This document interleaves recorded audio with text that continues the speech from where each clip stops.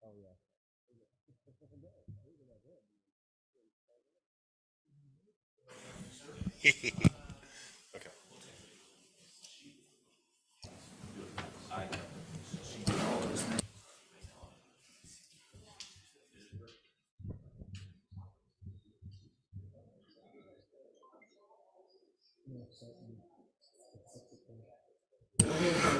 Good evening, everyone.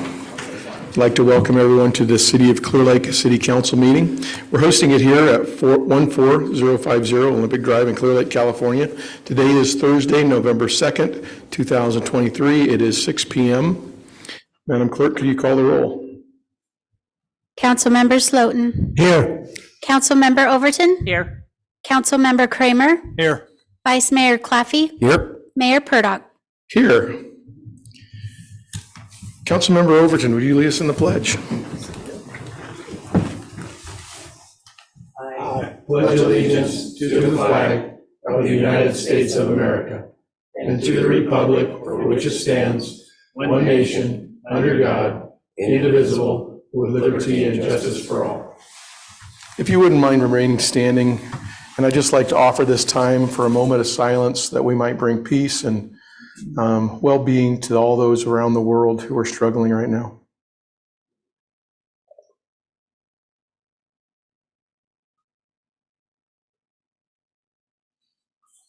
Thank you so much.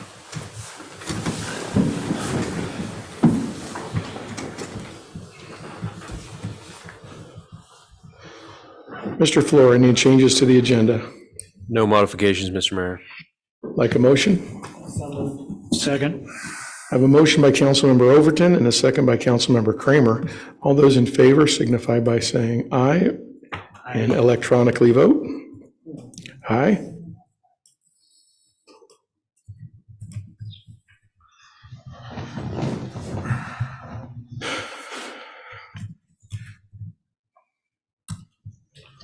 Motion passes with unanimous vote of the council. Very good. Lieutenant, great to see you here tonight. I understand you have some dogs you'd like to show us that may be adoptable.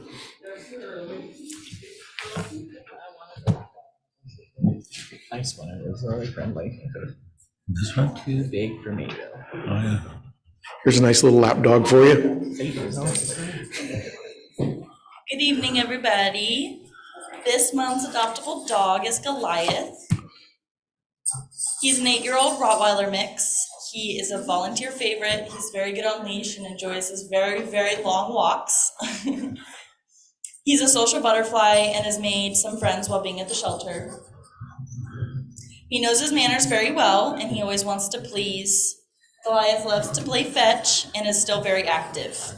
He enjoys his adventures, but also loves cuddles and snuggles on the couch. Goliath is the perfect companion and he can't wait to meet you. He is neutered and up to date on all vaccines. The shelter is located at 6820 Old Highway 53 and we're open 9 to 6 daily. Please come and meet all of our wonderful dogs. We have lots to choose from. Thank you so much. Thank you.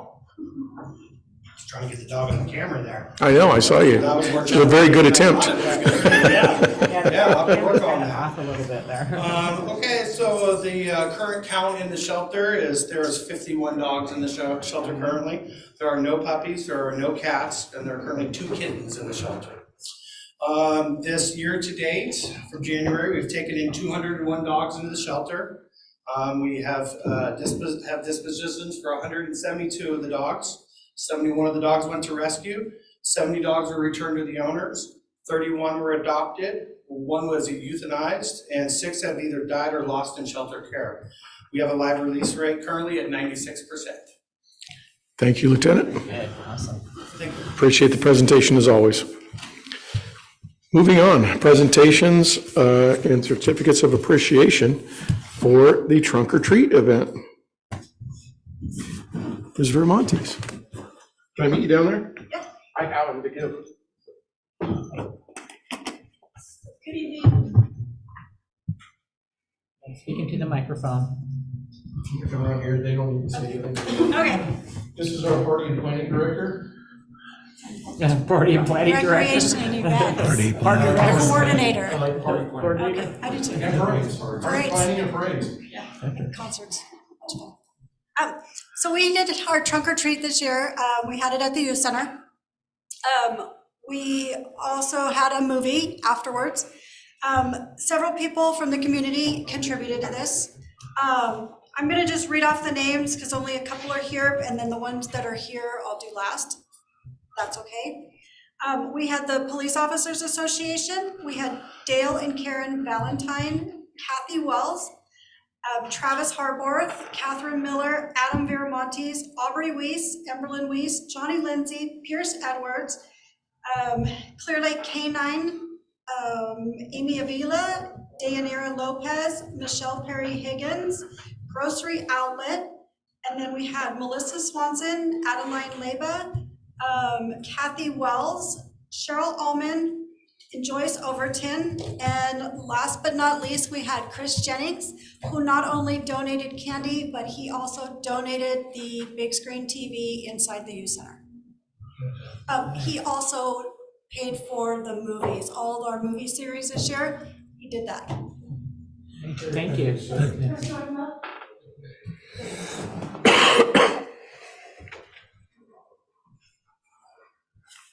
Any prepared speech? Come on. You always have a speech prepared. What are you talking about? Thank you, Chris.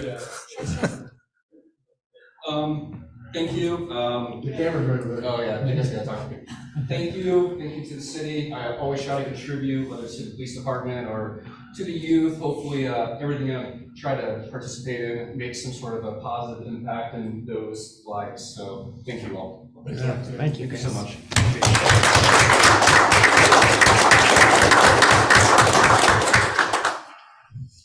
He's over, Jim? We'll have to go down there. Thank you. But you should do that.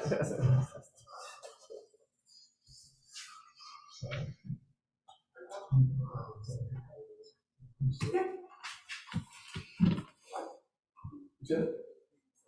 If you wouldn't mind accepting these, I know you're no longer a part of the Police Officers Association, but you know the guy.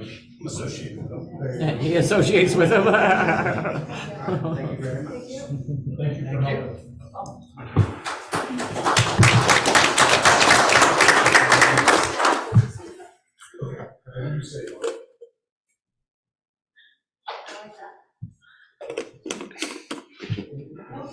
Okay. Thank you, everybody, Did you get for it? helping. I went by the trunk or treat. How many people would you estimate were there? The parking lot was packed and overflowing. We had at least 1,500 to 1,800 kids. We had about 40 cars, and it was fun. It was a great event. Thank you again. Part of your plan is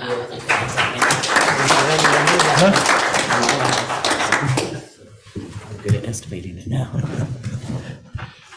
All right, next we will move on to public comment. Public comment is a time for anyone who wants to speak about an opinion or share an issue with city council.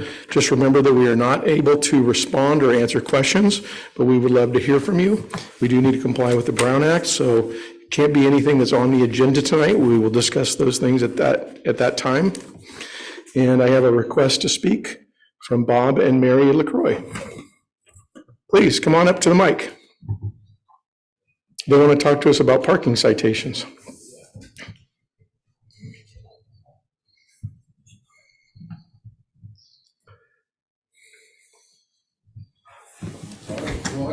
Mary LaCroix. Thank you. Basically, my wife, on Halloween, which was her birthday, we were in Walmart, and she was all excited about it because every time the birthday comes, all the kids come over, and it's like her birthday.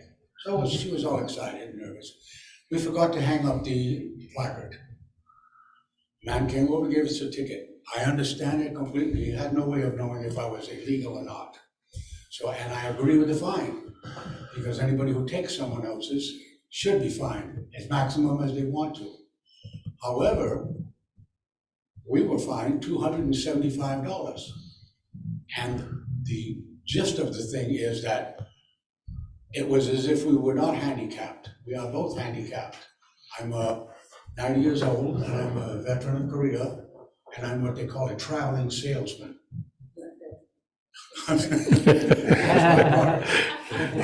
We'll give you some liberty, sir. Please, go ahead. I'm a traveling veteran.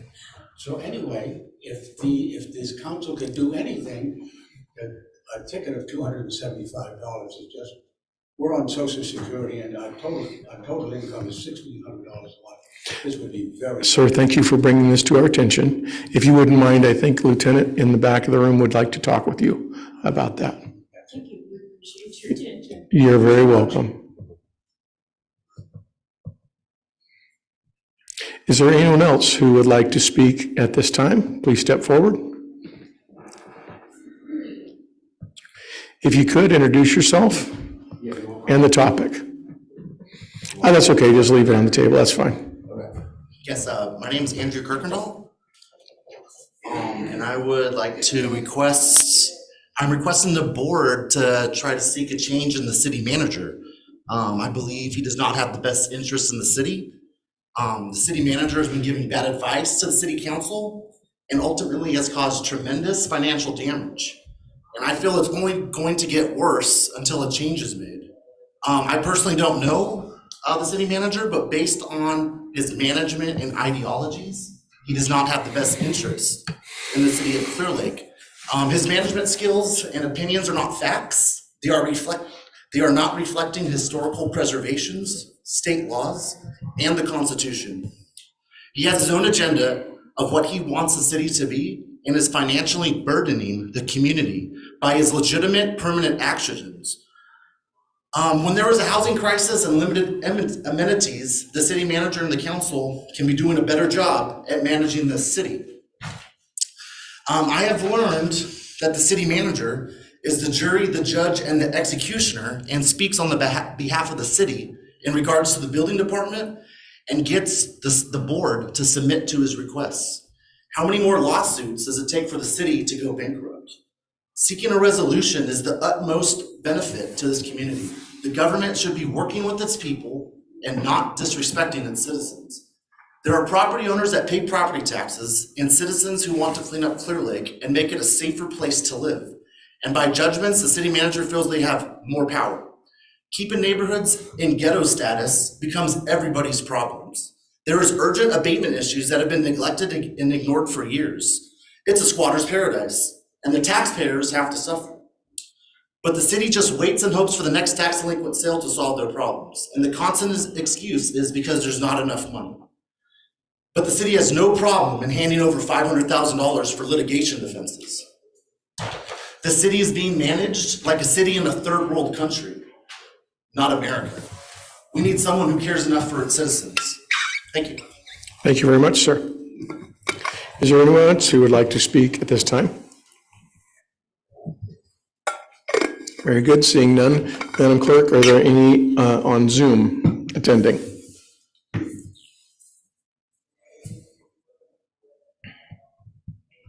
There are no hands raised on the Zoom, Mr. Mayor.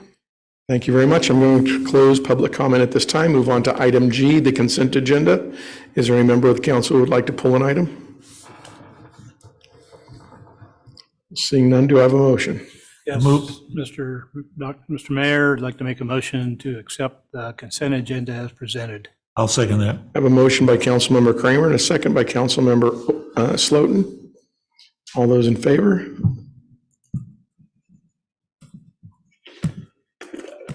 Aye.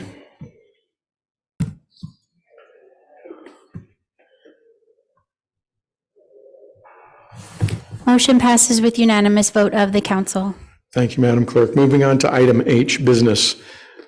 Number 8, discussion and possible action related to the proposal request for a rate increase by Golden State Water Company, application 23-08-010. Mr. Flora. Thank you, Mr. Mayor, council members.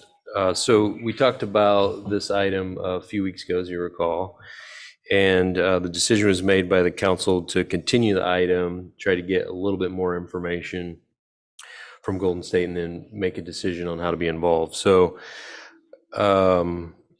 we have a couple representatives of Golden State Water here in the audience. So at this point, well, I went back and watched the video to make sure that I remember the questions, and You had asked for information on the impact of the fire connection fee that was included in the rate increase. That was one thing that was increasing with the first part of that proposal.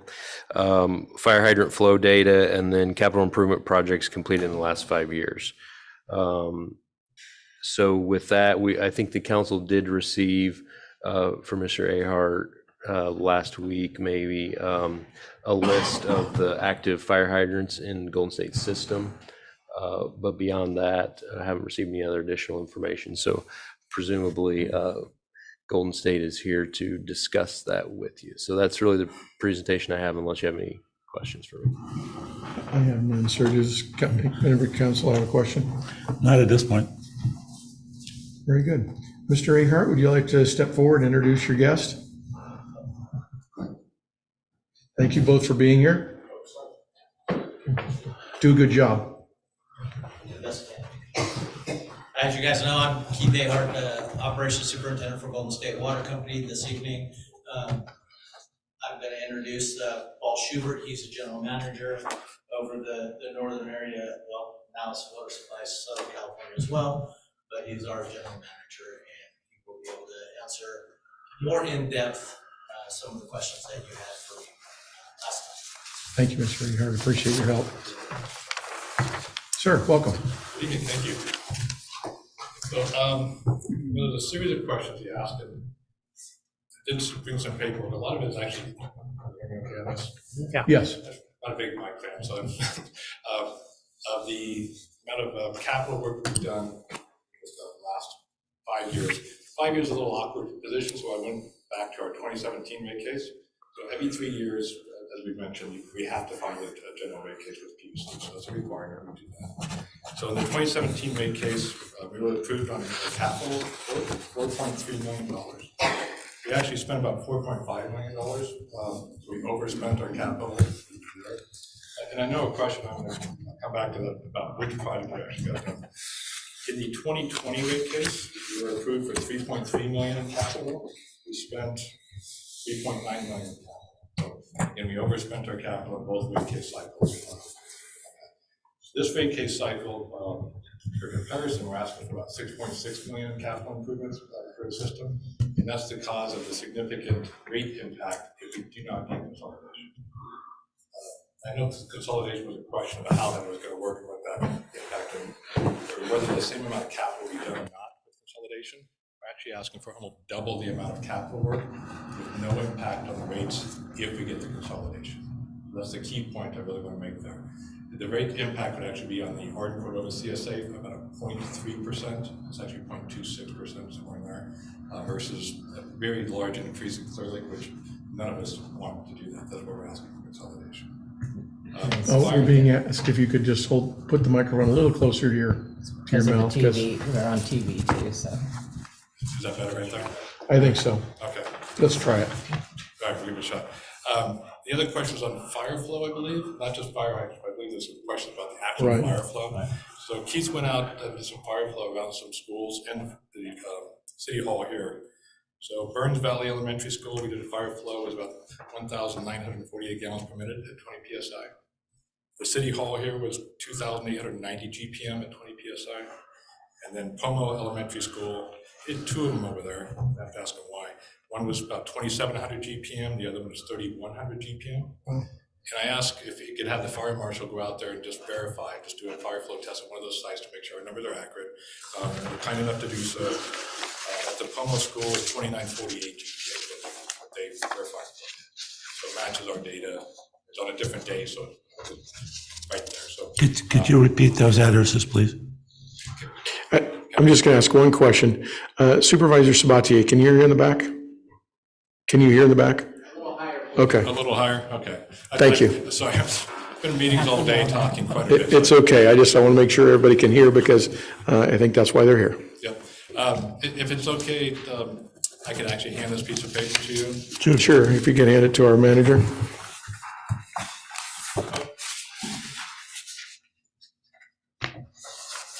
This is what's important. And so fire flow, capital investments, impact on rates, I'm missing a question. Yeah, the fire connection. We have some people in the back who still can't hear, so let's try to speak up. Make sure your mics are turned on.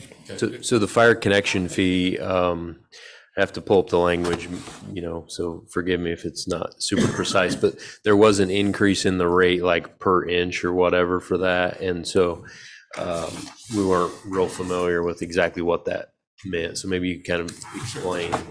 So for a commercial building that has a private fire service, so it's a dedicated fire service with sprinklers or something for a commercial building, it doesn't have a meter on there, so it's just charged a flat rate per inch size as fire service. So it's going from $6.50 per diameter inch to $8 per diameter inch. So if you get a 6-inch fire service, a private fire service, which would be 6 times 6, 36, $39, you go up to $48. What I don't know is if that rate, and I could look into this, and I apologize I didn't, with the consolidation, is that increase still there? That I don't know. My reading of the rate case is yes, but that would be helpful to verify it. Okay. So I did have the number a week or two ago. I don't recall what it is. I mean, Golden State is primarily serves residential customers. There are some, this building is served by Golden State.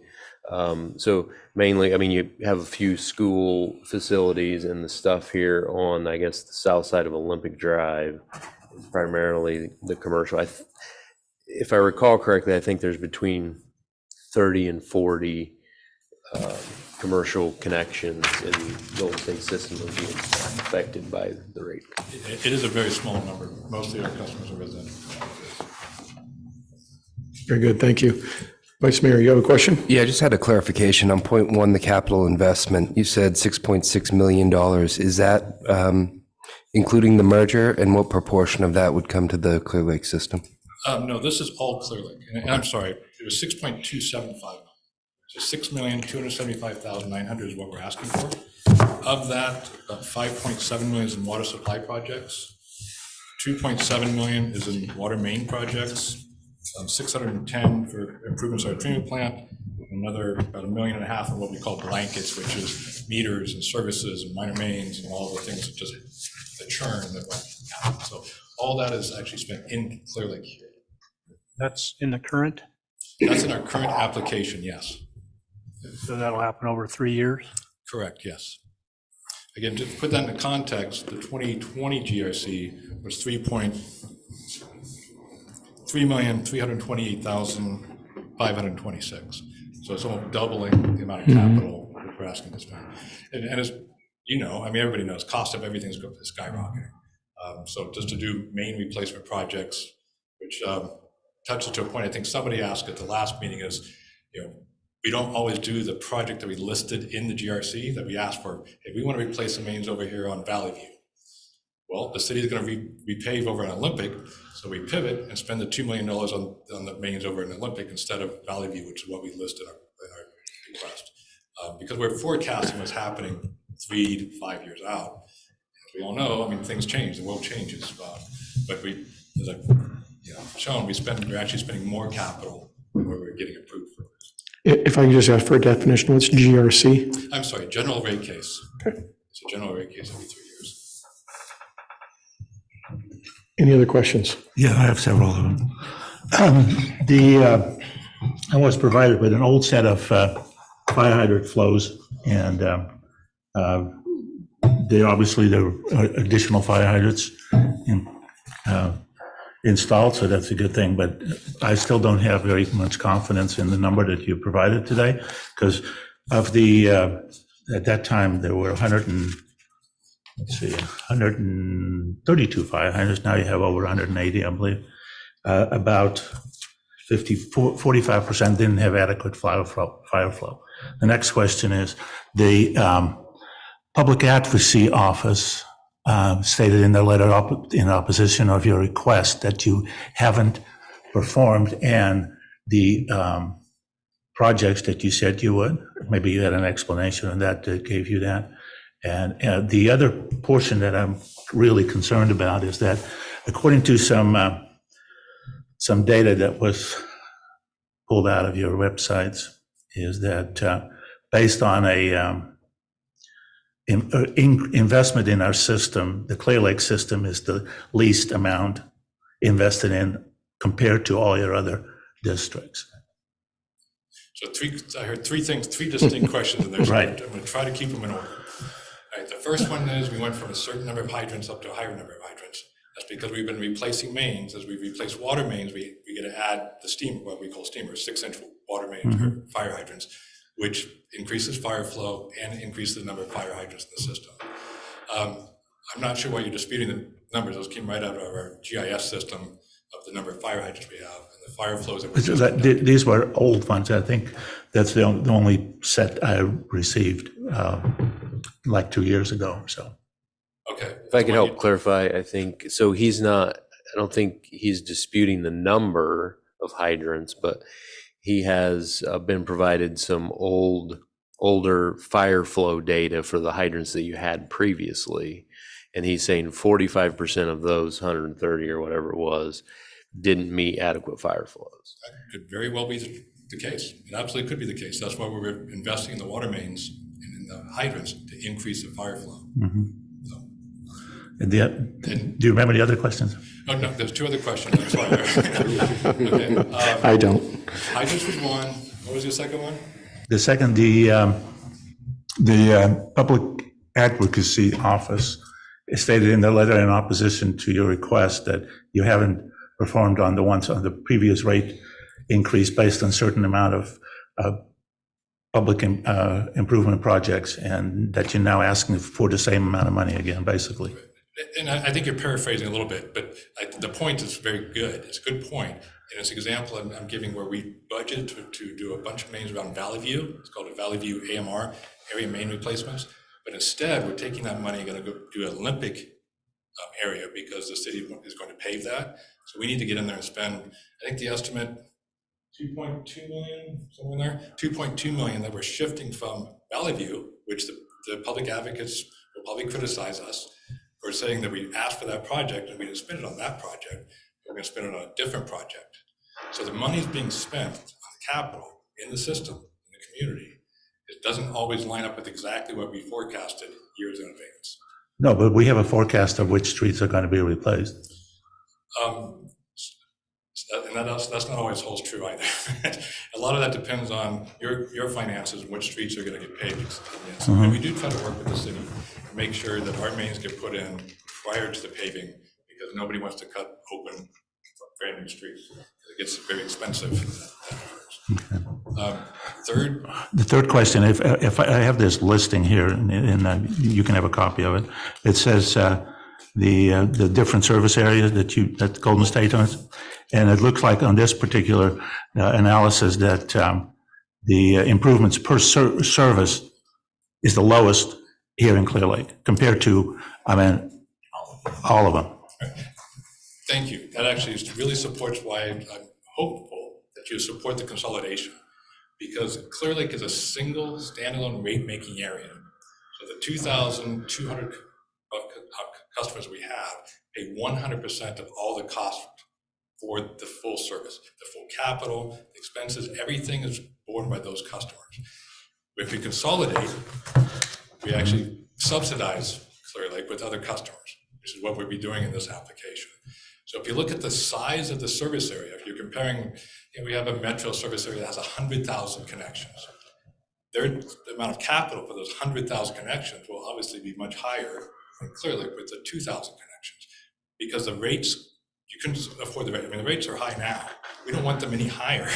So that's what limits the amount of capital. That's why we're asking for this consolidation, so we can do the amount of capital that the system needs and not have the impact on rates. Okay, the other question I have is, so aren't we kind of trading Peter for Paul? Have Art and Cordova paying for us? Yes. How did they feel about that? Well, so far, they haven't yelled at me too much for it. But if you look at the filing, the impact of their rates is about a 0.23% impact. It's pennies. Because we're spending about a much, much larger customer base. See, if I look at, I don't know if this is all correct, but this is the best that I could figure out, okay? The Clearlake Water District per gallon is about 2.8 cents, and the Arden Cordova is 0.45 cent. Okay? So they have a lot cheaper water than we do. Yes. Is that correct? That is correct, yes. Is this, Hold your comments, please. this is per gallon. We get the water out of the lake here. But the difference, sir, and that's a good point, is we're drilling a well, well, we already drilled a well at the Sonoma Treatment Plant. We drilled a well, and that well cost $1 million. 2,000 people are paying for that $1 million well. I drilled a well in the Cordova system. It cost me $1 million, but I have 17,000 people paying for that $1 million. That's the difference. And if you drill one here, you have 2,000. We already drilled one here. Yeah, that's what I'm saying. Because of the drought and So it's curtailment, because so of the- we're how adding many a well people at are our paying treatment into plant. it. So it's the customer base, it's all a number game. So that's why by consolidating, we get a much larger customer base that supports Clearlake. And yes, you would be subsidized by other areas. And yes, I have to stand in front of the city council of another city that's actually doing the subsidizing of this city. So, and I'm comfortable doing that because it's the right thing to do. Councilmember Kramer. Yeah, I think in the application, you had also said that our rates under the one would be frozen. Correct. How long will they be frozen? To be frozen for this rate case. For this 3 years. And then what we're asking for is after that, it only goes up by CPI until the rates come together, which will not happen, as you just mentioned, the difference in that delta in rates, it will take lifetimes for that to come up. Yeah. So yes, what it does is not only just immediate rate relief, trying to use that word carefully, the rates will go up. They're not coming down, but they won't go up. This rate cycle, the next rate cycle would be CPI. Whatever the CPI is, that's what they go up. And the Cordova rates would continue to increase until sometimes there's parity, which again will take a very long time for that. So Cordova is not limited to the CPI? No. No, if you look at the application, very front page there, the Northern Consolidated is at 21.39%. And I do want to point, thank you so much for whoever, you made the link to our application on your website and on your agenda. Getting proper information out there is very, very helpful. So thank you, whoever, I don't know who to look at. Whoever did that, I really appreciate that. Thank you. Okay. No, it's great because good information out there is very, very helpful. So we do appreciate that. We send mailers out, of course, and most of our stuff ends up with direct mail. Nobody reads that stuff. But if you look at the Northern Consolidated, which is Arden Cordova and Clearlake together, the rates would go up 21.39%, and that would be on the Cordova's bills. The Clearlake bill would stay the same. Without the consolidation, Arden Cordova goes up 21.13%. So you see that difference is 0.26% is the difference in that consolidation. I mean, it's very minimal. It's literally, we're talking pennies here. Thank you. Any other questions from council members? Sir, thank you very much for being here and for answering these questions. I am going to open it up for public comment, so you might want to stay a little close in case someone has a question for you that we can't answer. At this time, I'm going to open this up. Go ahead, sir. Can I ask, I'll just make my pitch. I'd love for the city to write a letter to the PUC supporting consolidation. That would mean a lot and go along with the PUC also. I think it's in everybody's best interest, the community. When I say everybody, I don't want to speak for Rancho Cordova, but it's definitely in the community's best interest to have this rate consolidation. There's no downside, it's all upside. So I really appreciate that consideration. Thank you, sir. Is there anyone else who would like to speak on this matter here tonight? Now is the time to do so. Just step up and introduce yourself. In case we don't know you, Cheryl. Cheryl, in the city of Clearlake. I just want to thank you. Having worked with the Public Utility Commission myself, it is difficult to get clear information and supportive information, and consistent information, and especially during a rate case to try to educate all of the people who don't see all the intricacies of how government works. And if you think you're complicated, believe me, you sound, I can at least follow what you guys are doing. So appreciating that, and I agree, anybody who can approach this Public Utility Commission and say, we really want this, is gonna help us in the long run to spread costs over a larger group of people. Thank you, Cheryl. Anyone else, Supervisor Sabatier, that would like to speak to this matter?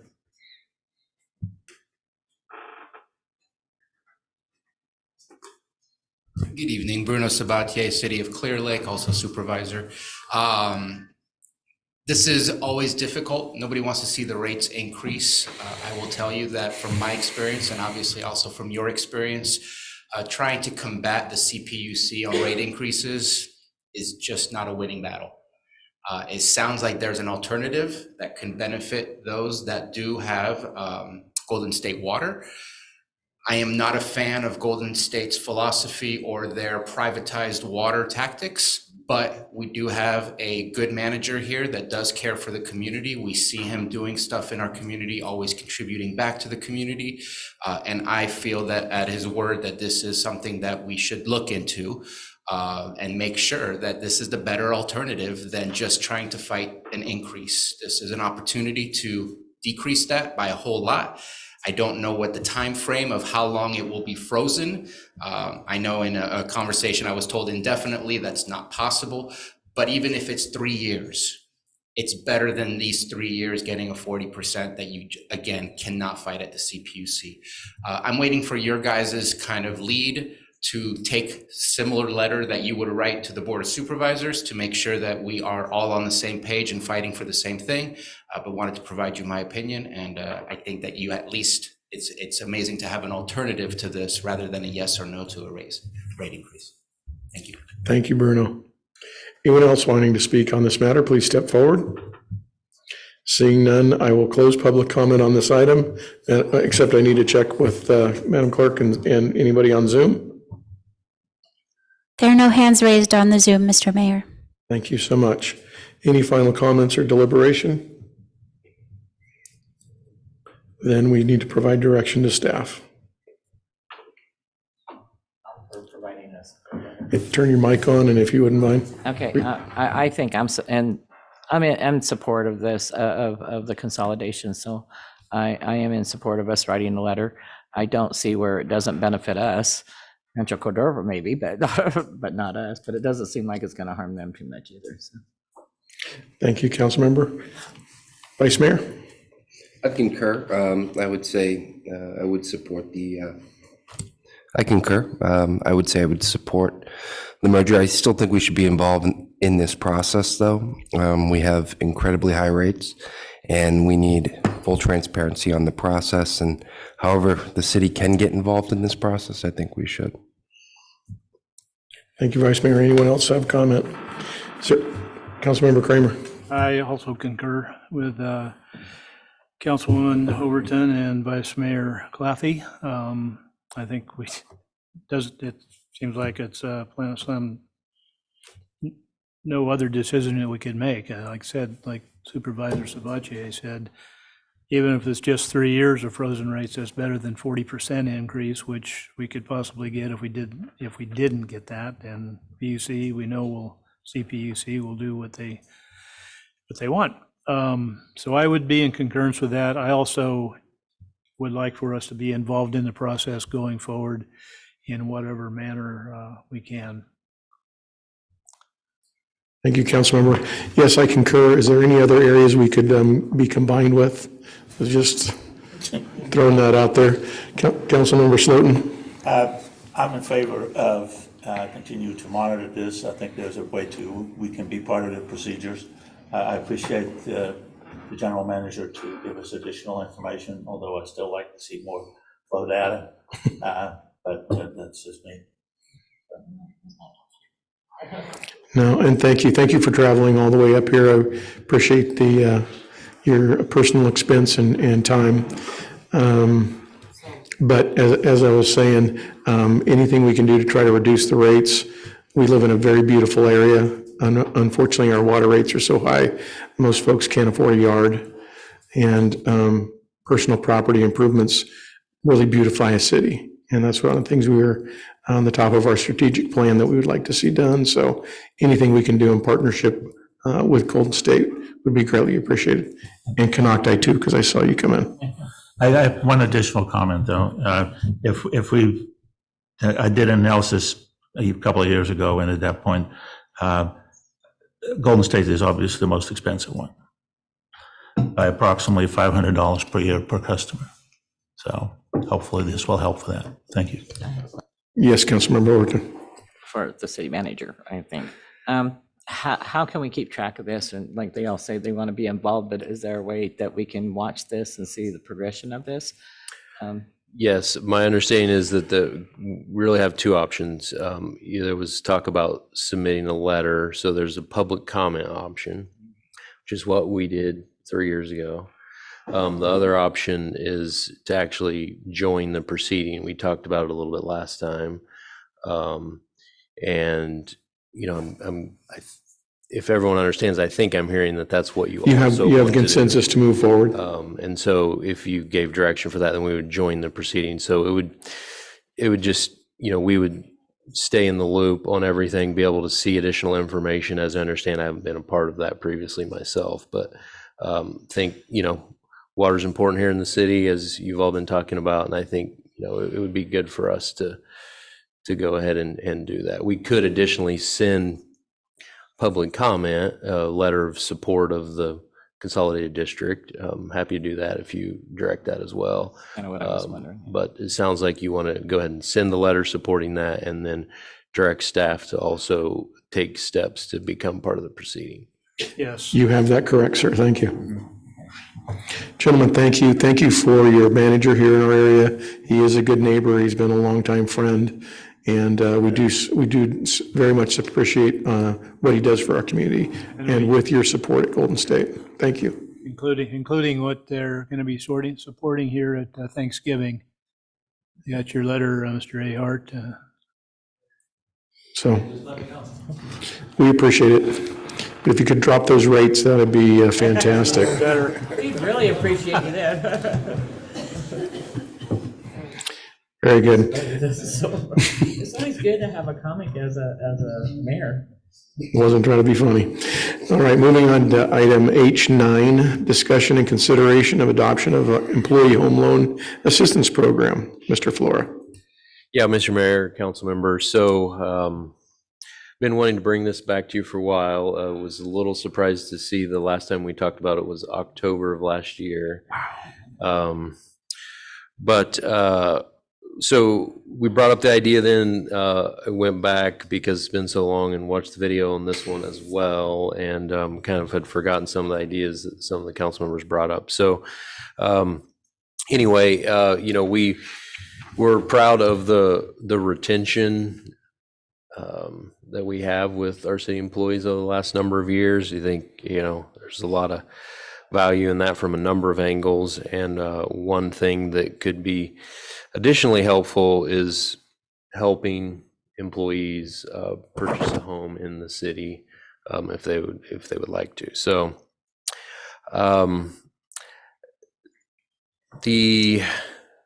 well, maybe I should start by seeing if I can do a quick overview of the items that the council mentioned last time as being priorities. One, that you have to buy a home in the city limits, that it be owner occupied. It seemed like most of the council settled on around 5 years. And then there was some talk about the amount, percentage or flat rate or whatever. And then there was also a couple of other ideas raised. One, that if an employee stayed employed by the city for, say, 10 years, that perhaps there was some forgiveness of the loan amount. And then another idea was brought down, which is even more important today than it was a year ago, which is using some of the money possibly to buy down the rate. So I think, you know, all of these things are possible. The program we talked a little bit last time that I still really like in a lot of ways is one that actually came out of Walnut Creek, and it's not a traditional loan in the sense that you know, we would record essentially a second. In most cases, there would be a first mortgage. We would require that the buyer be able to pay the closing costs on the first mortgage and a minimum of 5% down payment. There wouldn't be interest charged on our loan and no monthly payments would be required. But when the home was sold or refinanced, we would get the loan amount back and then any appreciation in value after the time the loan was given. So for example, if the assistance that the city provided was 10% of the home value whenever the loan was made, and then it appreciated, we would get 10% of that appreciation. So that's sort of a way of collecting interest without the homeowner having to pay for it during the process. Quick question there, if I may. You're asking the wrong person, but Yeah, I didn't know if he's done with his presentation. Well, it's about the point that you just talked about. I just wanted a clarification. I can wait. I'll probably forget. Go ahead, Councilmember. If the home is refinanced, how would that appreciation be determined by an appraisal of the house? Yes. As part of the refinance package, the lenders, so we're not going to send an appraiser out, we go with the. No, I mean, we can kind of craft this however we like. The way Walnut Creek does it is, and they also require an appraisal when you do the loan, of course, as well. And they pay for half of the appraisal, the homeowner pays for half of it. And then, so we would set up that process to make it more clear on how that calculation is all done. There's good examples of that. I just didn't know if you wanted to go through all that too. Into the weeds. Thank you. Go ahead. Okay. So the idea being that there's no actual term limit on the loan, but that it would be due immediately on cash out or refinance. I was talking to Vice Mayor Claffey about this. I think, it's would be good advice to try to track some of this stuff and work with folks who do participate in, perhaps a few years from now when interest rates are lower and encouraging them actually to, refinance for a lower rate, but that's kind of a separate thing. Kind of trying to come up with something that plays off of the council's idea, requiring that the home be owner occupied for 5 years, pick a date perhaps after an additional 5 years, or if they're with the city for 10 years, then maybe the original loan amount has to be repaid, but any increase in value is not required. What Walnut Creek does is if, there are going to be situations where this is going to happen, an employee is going to, have to move to another state for family reasons or whatever the issue may be, at that point, then the loan would convert to a traditional amortized loan. So kind of the other thing I just wanted to throw out, since we've been talking about this, I've talked to a number of employees who were interested in a program like this. I would just say that everyone's situation is a little bit different, and I think having a program like this could be a big benefit. My recommendation is that it not be all on the city manager's discretion related to this, but to use our existing loan committee, which does our homestead program and our CDBG loans and stuff. Give them as much flexibility as we can in kind of looking at individual situations and seeing if maybe a tweak here or there might make sense for that particular situation. So that's kind of the overview I have. Happy to address any questions or other ideas you may have. So the only question I'm going to ask, and I'll get over to you, Councilmember Overton, there was no mention of insurance and notification if insurance is applied or has been terminated. I'd like the city to be noticed on that. Definitely. Yeah, we have to keep track on that. We do that on our other loans. Well, I would say that I think over the years there's been a varying level of how well we've kept track of that, but it has bitten us a few times, and so that's something that we would want to follow up on. There's in most ways, if there's a traditional first, that there's not as many likelihoods of running into a problem as some of the old loans that the city did, which were rehab loans on a mobile home or something like that, which we were the only loan in there, you know? And so, but you're right, we have to keep track and make sure that that's being tracked and there's. Thank you. Councilmember Overton. So there's some things I disagree with kind of in this here. I believe that 5 years, I believe it should be owner occupied, period. I believe that if they transfer after 5 years or whatever, they transfer to a rental or something, that they have to start paying an amortization on our loan. You know, I mean, it's only fair. They're making money off of it, then we should be making money off of it. So if they're making money off of the money we're trying to help them with, then I think it needs to turn into a regular, automatically turn into a regular loan if they're not occupying it. You know, if they're occupying it, I'm fine, you know. But if they're going to turn around and rent it out or something, then I think we should get our money too. And I'm not so sure about waiving everything after 10 years, maybe stopping the process from progressing. But I think we should still, at that point, still have some kind of percentage of something. And then if their service is 10 years, then maybe we can stop it at that point of 10 years and not progress it. My thought. Just to follow up on that, sir, what do you think the maximum amount of a loan might be for a home in the city of Clearlake? Well, I mean, there's a big range. I mean, I was there kind is. of doing some various calculations based on. Hypothetical, if you're a very rich city manager wanted to move into the city and buy a mini There's mansion. a few things that are wrong with your a little synopsis there, but you know, I was kind of using like 350,000 as kind of a base.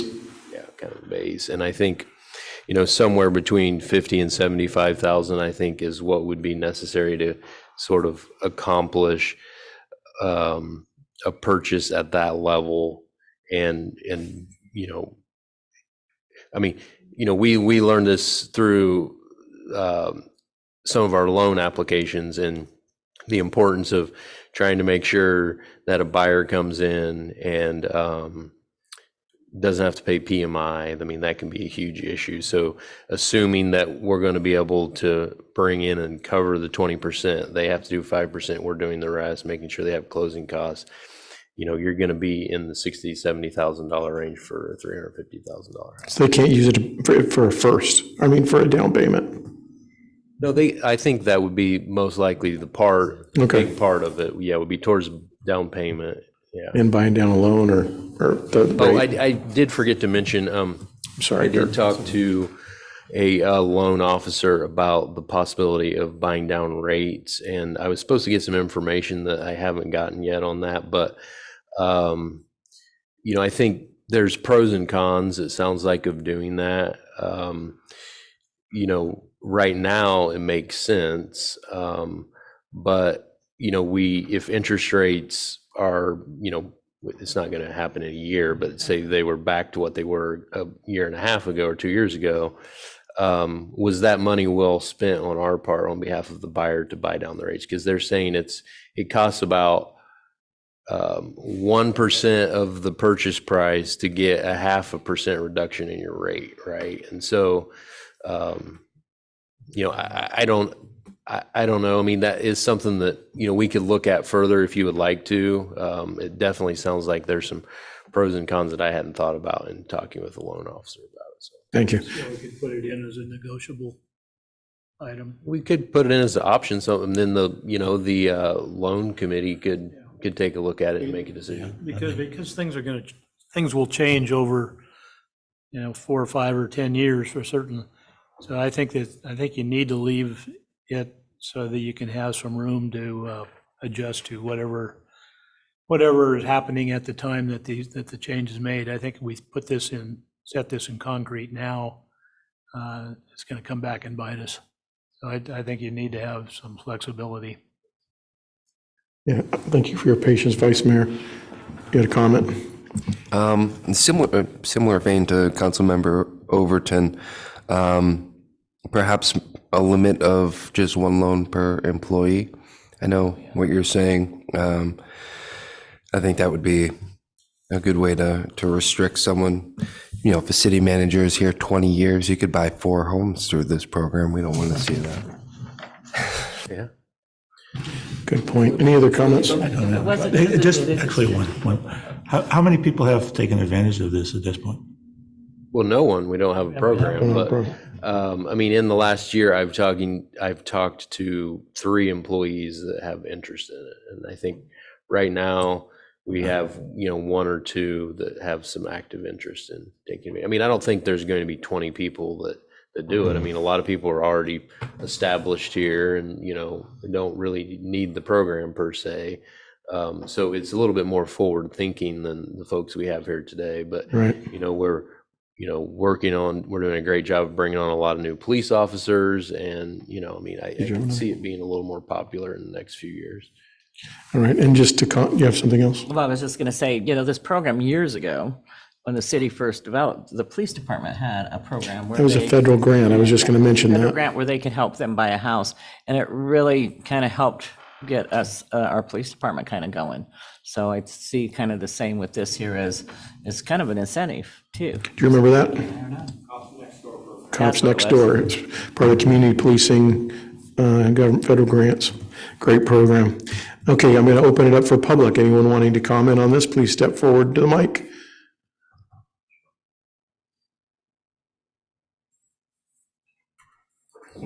Cheryl Ullman again. I just want to clarify a couple of things.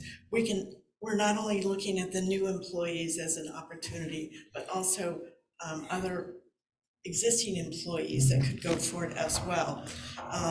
And I would like that to be within the city if possible, because that only helps us have greater support and timely activity within our employee pool. So on that, I would expect them to be owner occupied. Once they're not, then that needs to be part of the closure or closeout. That's it. One of the stipulations is that the home must be within the city limits. Okay, yes. Right. And I wanted to make sure, because initially I didn't hear that people, employees that exist also have that same opportunity. They do. Right. Yes, any other questions or comments?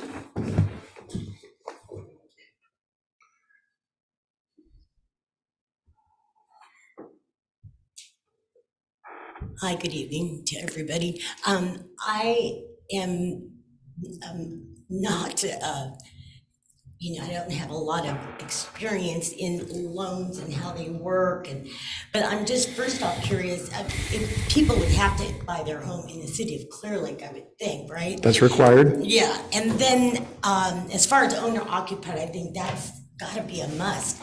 But I'm curious, is this for folks who do not currently own a home? Is this first time buyer type of thing?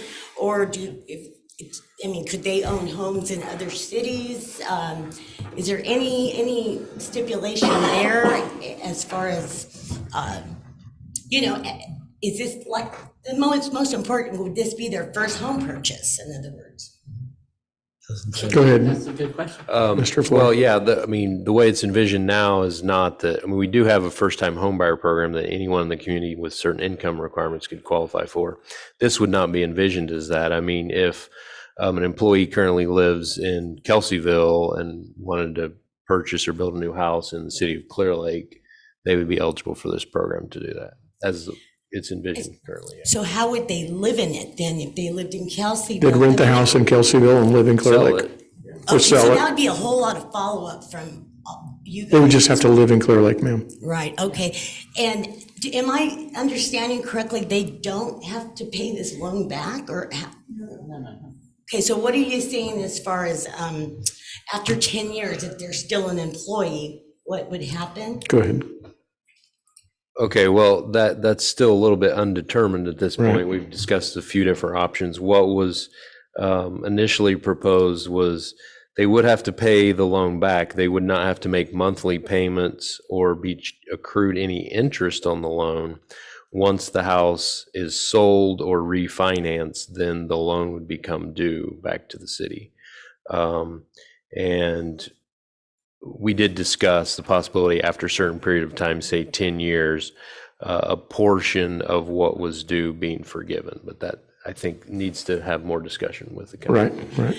Okay, so one last thing, as far as, all this stuff there's a lot to think about as far as you guys, I would think, but, now, this money is coming from where exactly? Mr. Farrar? So the city has some housing funds that were left over from the redevelopment agency days that we would use to fund this program. It's the same funding source that we're funding the homestead program and some other. So in other housing words, it would be the city of Clear Lake's money. Correct. Yeah, but it's specifically dedicated for housing. And housing I improvements, mean, how much money is that they have left over from whatever it is you're saying? redevelopment. Yeah. It's been a bit since I looked at that. I think there's around $2 million available. Okay, so now my main thing is, you guys are going into this litigation. You had to take $250,000 from some other fund to put towards litigation. Litigation's important. All of a sudden, you've got money to be forgiving and this and that. I'm wondering is how frugal this thinking Can should I answer be. that? That money is set aside specifically for housing and can't be used for litigation. Correct? So I'm just saying, it seems like, so the money is just for housing, in other Correct. words, that's what you're saying. And the other money, I won't bring that up, but I'm just curious where the other 250 for litigation is being borrowed. That came from the park From the project park. that would set aside for the park. Okay. Well, I hope you guys are thinking frugally. We're because thinking frugally. It seems like there's a lot of money still needed for the city in other areas that you guys could be focusing on and not giving out loans and forgiving this and forgiving that. I don't know, but It's budgeted just for that. We can't use it for anything else. I'm not talking about that. You're talking about. I'm answering your question. Right. Vice Mayor? All right, so I'm just wanting to also, about seasonal vacation homes. These folks aren't gonna be just. That's off topic and we're not going to talk about that tonight. Okay, So we need to this stay, decision won't be made tonight, we're going to give direction to the staff on what we think we should do. and when would it be, I'll just follow up with Just you guys. be patient and stay tuned. Thank you for giving me the time. You bet. Vice Mayor? Yeah, I just wanted to be clear. The forgiveness is not on the original loan amount that's being proposed right now. So if someone borrows $10,000, they would have to pay back $10,000. It's just whether we charge interest, whether we charge a percentage based on the appreciation of the home. But I will say, after hearing public comment, I think it is important that this is going to be an owner-occupied home throughout the length of its involvement within this program. I do want to make it a smooth transition out of the program if they choose to go that route, because again, at the end of the day, we're looking for an investment in our housing. And the best way to do that is with an owner fixing up their property, getting it in great condition. That only adds to the housing stock within this community. And so this is an investment in that. Thank you, Vice Mayor. Councilmember Overton. So I agree. I think maybe, because I was thinking about it, and I'm thinking that if they choose to, say, rent it out or something, then they need to refinance and pay the loan off. That's what I was going to say. And the second thing is I think you need to realize that the government requires us to have housing set aside money, and that money can be used for nothing else but housing. It can't be borrowed from. That's the only thing that the city cannot borrow from is the housing set aside money. So just so you're clarified, we don't have a choice. That money has to go towards housing, so in Clearlake. So it can't be spent anywhere else, just so that you understand the concept of the program. Just one comment. If the scenario that Councilwoman Overton says, so there must be something that shows up in title that warns a new lender come in that these conditions exist on that. So I assume that all will be included in it, right? We would want to create a document. I mean, and record it on the property. Okay. Right. So it would be like a second on the property, correct? Yeah. It would be a second. It's the same type of thing. It just, you aren't paying it back until you sell. So. All right, we're still in public comment. We're still in public comment. I was going to see if any more public had comment. Anyone else? Sorry, I got to get back on track. Madam Clerk, anybody on Zoom wanting to comment on this item? There are no hands raised on the Zoom, Mr. Mayor. Thank you very much. I'm going to close public comment this time, bring it back for deliberation. Councilmember Kramer. Yeah, I agree that I think the home should be owner occupied for the entire time that we have the loan on it. There's a title report that's required and title when this happens, and the title report will give the story of what, you know, what might be owed, to make sure that we understand what's ahead of us. That we're in second place, or we're not looking to be in third or fourth place, right? Not looking to be, no. No, I'm serious. The title report would say whether there's a first and a second.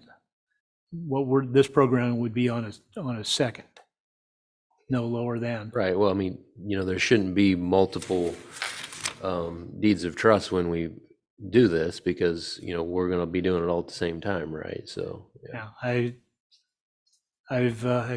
when I work for a bank, trust me, it happens.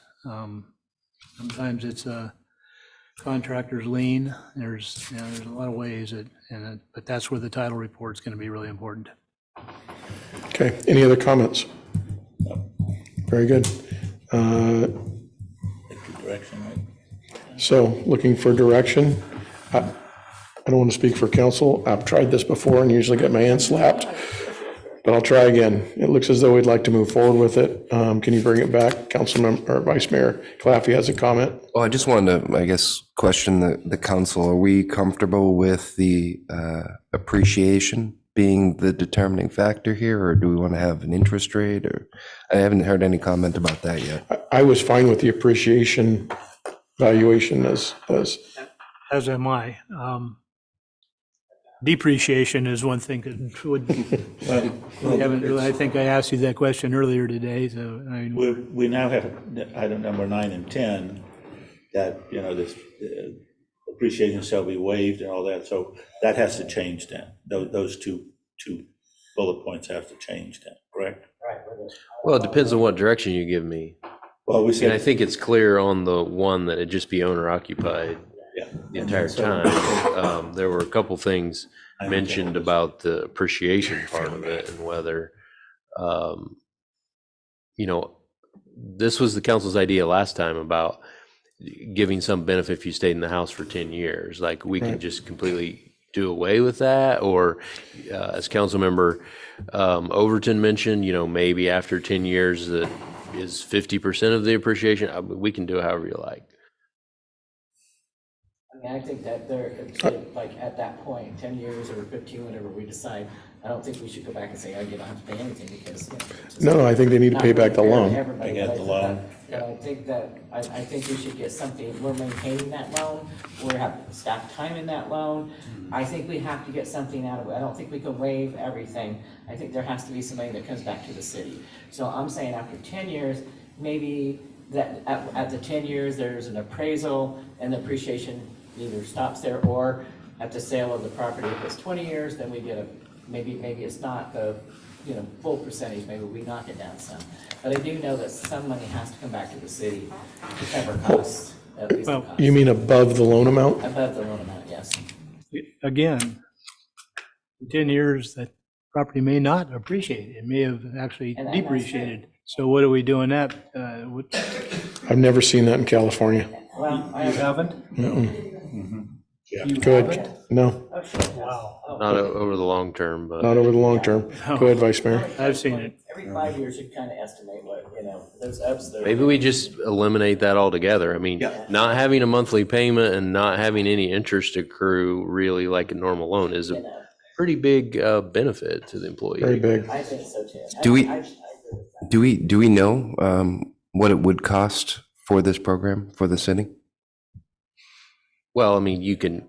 It depends on how many. Oh, just Depends on how many for one loan. So if we were to say, we waive, so we only cover costs, do we know what that amount is approximately? So, well, if you have the Depends loan on the amount committee of look loan. at it, it just doesn't cost that much. Right. Well, but you have county and all this other paperwork that has to be done. Yeah. I say, take that 10 years off and just keep the appreciation. If most everything's gonna appreciate very seldom, or you're gonna have a loss. Even if you do have one here and there, it's not gonna be a huge loss. We still have to. So if there's a loss, then we'll be eating whatever those expenses are that you and I believe are gonna happen in maintaining the Yeah, but loan. You're not gonna lose the whole amount of the loan, there's still have to. No. pay the loan. No, the loan. Can I weigh in on that? Yeah, well, yeah, there, you can weigh in on anything you want. You're the- Well, no, but I disagree. I think if we're going to be doing this, the city should be made whole on the amount of the loan, regardless of depreciation. If there's appreciation, then we might recognize a bit of a payoff. But Profit, okay, the whole reason we wanted this program is to attract and keep absolutely. employees. So that has to be the focus. So I'm just paying the loan off, because to hire a new police officer, that kind of cost goes way beyond any. Well, But if they I don't sell know, it, I don't know that we can gift public funds. No, they have to pay the loan off, but Okay. no appreciation. But what I do appreciate is Appreciation. if we have someone, and I've seen this with past city employees, they like to have their home is a nice place, and they're going to beautify it. They're going to beautify the neighborhood. They're going to bring that type of environment in. That's the whole purpose of that. It's the whole purpose between the Putting Cops in Neighborhoods program was to help support the neighborhood and improve the city. So I really like this program for that aspect. If they can afford the water rates, of course. They can afford to, exactly, Mr. Flora. Thank you for bringing that up again. Yes, Councilmember Overton. So I know you don't want them to pay anything back on this, but in order to keep programs like this going as prices go up, let's say 20 years from now, this $75,000 we loan them is pocket change at that point in time. It wouldn't be there would be no turnaround. In other words, you're going to say this program is going to be for these 20 people and it's never going to continue if you don't have something coming back into it. So I am for the appreciation, because if they appreciate, then we get something. If it doesn't appreciate, they still just pay the loan. So they're not going to have to pay anything back. But $75,000 in 20 years is going to be what the closing costs are, so it wouldn't even be a down payment for them. So in order to keep this program actually going, it's going to have some kind of money coming back. So I believe in the appreciation part at sale. But the rest of this can, Agreed. Vice Mayor? Well, the incentive is the 10 years of service. So what if we say at that 10-year point, we either cut it in half? And that's fine. Cut what in half? Give them a The break, appreciation. yeah. So rather than the full appreciation amount have a at problem 10 with years, that. we cut it in half. That covers our costs. That puts a little bit of money back into the program, and Right. And we've got a beautiful home and a nice neighborhood. I think with the condition that the money does go back into the program. All right. Yeah. So, yeah. Okay. Yeah, I'm fine with That that. I consensus? think you got it. We have consensus? You have Good, I direction? think so, yep.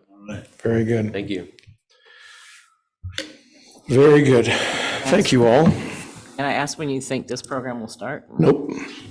I'm kidding. That's okay, you're the mayor. No, go ahead. Well, I mean, I know there's one employee that's kind of waiting to see. Term chomping at the bit. So I think, we could, early next year, maybe have one of them in the program already. That'd be great. Thank you. Looking forward to seeing it next year. All right, moving on to item I, city manager and council member reports. Mr. Flora. A few things. So there's been a bit of turmoil this week related to the city hall remodel. We won't get into all the details here, but there's going to be some delays to our planned move on December 1st. They'll spare the details for later, but it's a little disappointing. We still got some stuff to work out. Hopefully we'll have a plan finalized at some point towards the end of next week, but it's going to be, if we're lucky, the very end of December, probably more likely early January when we're able to move back in. Is Woodland College okay with that? Yeah, there really isn't any pressure. That is very nice that there's no real pressure for the space right now. So I think certainly the culinary program will miss us when we're gone. That's for sure. We did have, just wanted to bring this up as an early idea, but we had a meeting with some other jurisdictions, the workforce board, and some other folks who are trying to find some government agencies in Northern California to implement an apprenticeship program for certain types of employees. So, we don't have. We're small enough that there's not a lot of people that would fit in this, but it's kind of an intriguing program. So we're going to throw around some more ideas with them and see if that's something we might be able to take advantage of. Is that with some of the unions that are represented Yeah, not here locally. We would have to get some union involvement, of course, in that situation with our local people, but yeah, there's a few different programs. There's Calbright, which I don't know if you've heard of, and then Next Gen. There's a nonprofit that is helping work on this and put this together with our workforce board. So could be kind of cool. We'll see, if we can work something out or not. Woodland Community College, I don't want to steal Councilmember Slotin's thunder. I'm sure he'll want to mention this, encourage everyone to attend. But next week, November 9th at 5 p.m. is the Board of Trustees meeting. They're actually having it here. There continues to be a lot of concern on the leadership's commitment to this campus, which we believe is very critical for the community. And so encourage anyone to show up at that meeting at 5 o'clock, at least be seen and pack the room. And if you feel like it, maybe make some comments about how important this campus is for the community. We've been talking about water a little bit tonight, working with an expert that I recently met that is going to help us with some water district related work here in the city. Very deep knowledge in a variety of different water districts, and I think he's going to be helpful. Probably have him help us with the Golden State rate case a little bit, and then some of the other issues that are going on with our water districts.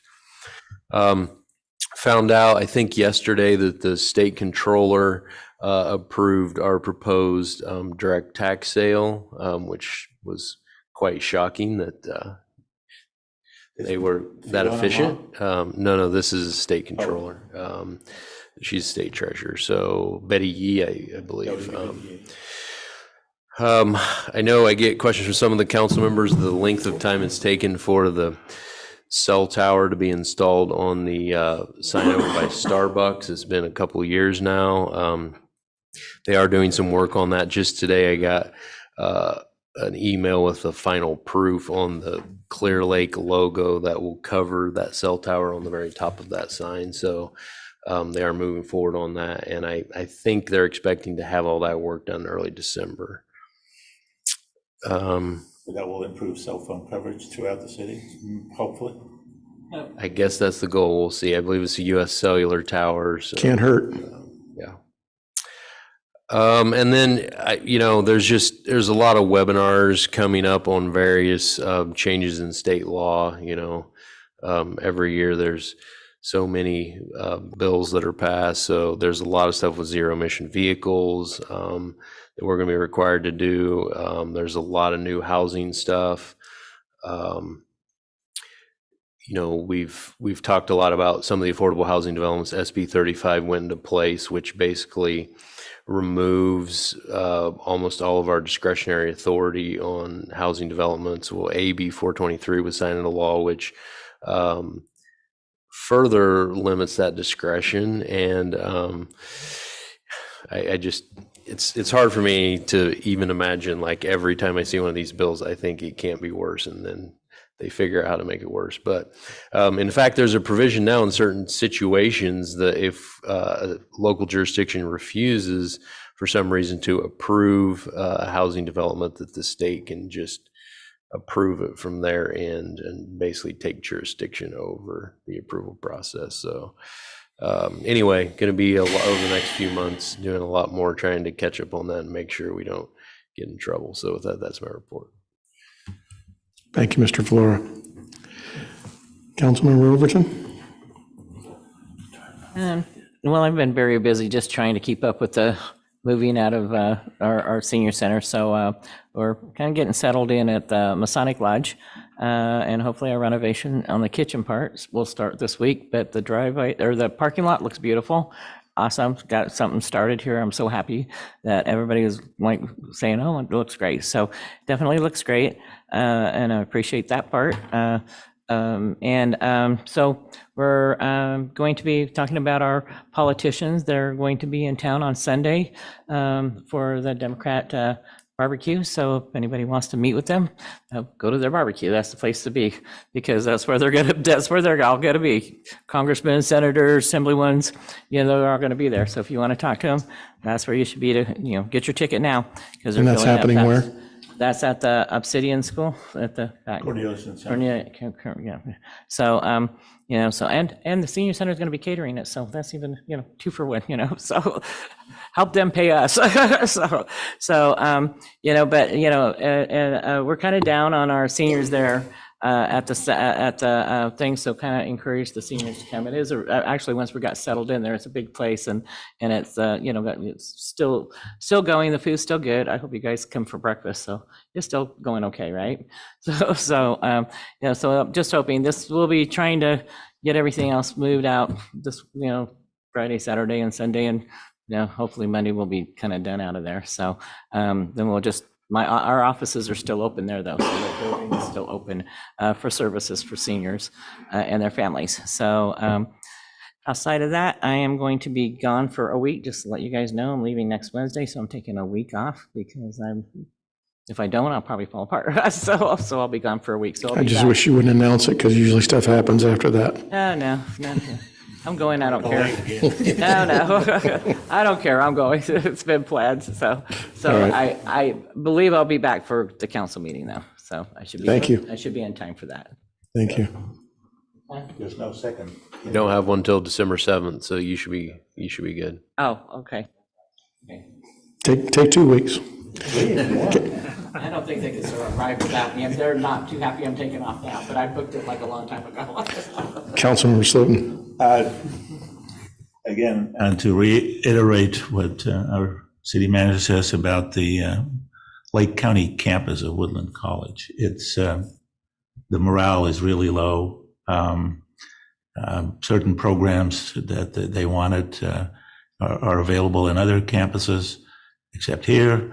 So they're kind of deflated. I've met now with the new chancellor, a couple of times, and it's probably an uphill battle for him too. But I think the critical thing is to have permanent leadership in both, unless they want to change the alignment to Yuba from Woodland, that would be one option, because I've met the president of Yuba College now also a couple of times. She's a very dynamic lady that is in. And then there are 4 candidates for the Woodland College presidency, which is, I don't know if you saw the news, the Lake County news today. I have not been involved in that selection, but we need stable leadership both there and definitely over here. Because programs are, it's hard to maintain good morale here when people feel that they're not being supported out of Woodland. So that's a big critical item. That's it. Thank you. Council members, Kramer. Yes, I don't have much. I did go to attend a meeting of the fire chiefs last week, asked them whether they would support developing a program of home inspection and checklists to encourage, incentivize them to make their home more fire resilient. They're thinking it over, looking it over, and I'll be meeting back with, staying in touch with Chief Cepeda, and CAL FIRE Chief Duncan is interested, and Supervisor Crandall actually is showing an interest. And the idea would be to, when the insurance companies do come back in, to try to get the most reasonable rate that we can negotiate with them. So that's the purpose of the program. Just, I want an additional comment on that. Insurance rates are going through the roof. I had a quote a month ago. I got a quote today, double. Yeah, my insurance coverage terminated under last year, and under the FAIR plan, my rate went up 3 times, and my coverage is basic coverage as opposed to the full coverage I had before. And that's not, most of the people I talk to are telling me similar stories. So I think it's really important that we, that we be on the forefront of it, be ready, because I think insurance companies will come back in, and they will be at higher rates. But even at higher rates, I don't think they'll be higher than what the FAIR plan rates are now, and the coverage, I believe, will be much better. It'll be back to what we, once had. Hopefully, it won't stay up at 3 times or 2 times, but they're going to be higher before they come back in. But again, the main thing is to try to develop a plan of checklist that a homeowner can look at and do, that will be accepted by the insurance company as something that will positively impact their rates, rather than just looking at an overall area and say, oh, that area is, it's got to be that rate. It'll be kind of like the ISO rates that are developed that would be, applied directly to the insurance companies. At least that's the idea that I envision. So that process has started. And that's all I have. Thank you, Vice Mayor. Nothing to report, Mr. Mayor. Thank you. You may want to do over, Mr. Kramer. I'd very much like to thank the city of Clearlake for being a sponsor at the luau that I attended. I think it went off very well. I'd like to thank Councilmember Kramer, who's also serving as treasurer of the Clearlake Chamber. He was the chair, along with Joan Mangori. Both did a great job. Everyone that attended that I spoke to had a good evening, and we raised some money for FFA. Always great to see the kids there. They're great leaders in our local high school. And I believe they were traveling to where? I forget. Somewhere in the Midwest for training, and they were very excited. Raised almost $6,000 in the dessert auctions, which is always great fun and great to see the kids. I'd like to thank our finance director. She was there. Bidding things up. Spent money on bidding things up, and it was great to see everybody there. It was a wonderful community event, and I'm deeply grateful for that. Our city administrator was also there. I don't know how much money you might have spent if you were there. But anyway, I hope everybody had a good time. I don't need to do a do-over. You did a great job. All right. Well, I was trying. Anyway, I attended no other meetings. But looking forward to Thanksgiving, since we won't be having this meeting or another meeting, city council meeting prior to that. So I wish everyone well, and we'll move on to future agenda items. Does anybody have anything they would like to see on an agenda? And I understand that in January or February, the county will adopt, or is going to work on or adopt a ban on what is it? Alan, help me out. I got lost. Tobacco sales, and they're regulated. So hopefully with that, if that comes through the county, maybe we can work on that here too. Yeah, it was a shame you weren't at the luau, Lieutenant, because Peterson was there and he was a lot of fun. Yeah, well, you're probably having fun too. That's a good place to go. Fair enough. Fair enough.